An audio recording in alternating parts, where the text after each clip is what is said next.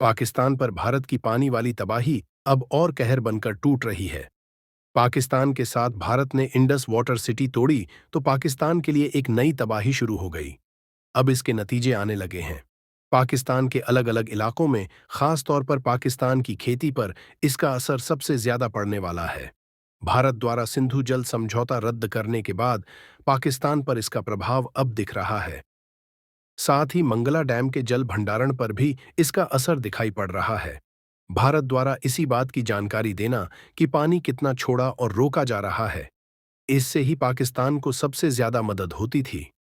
अब भारत यही जानकारी पाकिस्तान को नहीं दे रहा है। नतीजन पाकिस्तान कितना पानी रोके और कितना छोड़ दे, यह समझ पाने में उसके डैम की भी क्षमता फेल हो रही है।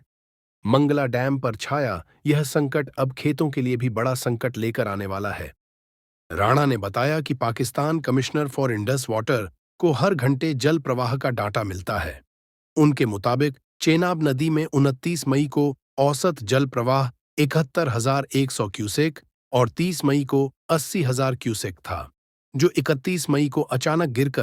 राणा ने बताया कि Pakistan commissioner for Indus water को हर घंटे जल प्रवाह का डाटा मिलता है।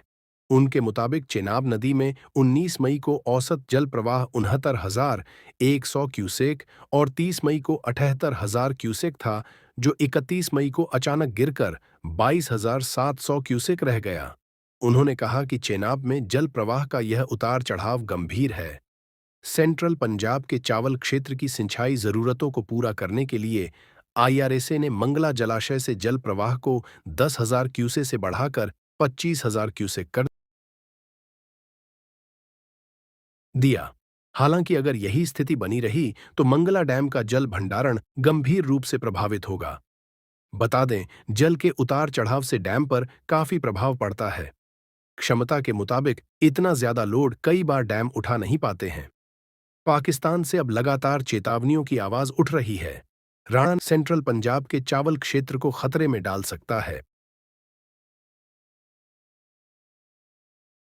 ईर्षा ने भारत से सिंधु जल संधि के तहत जल साझा करने की प्रतिबद्धताओं का पालन करने की अपील की है और चिंता जाहिर की है कि अगर जल प्रवाह में ऐसी ही कमी जारी रही तो चावल के साथ साथ कपास, मक्का और गन्ने जैसे बाकी खारी फसलों पर भी इसका असर पड़ सकता है, जो पाकिस्तान के लोगों के साथ साथ पाकिस्तान की अर्थव्यवस्था को भी प्रभावित करेगा।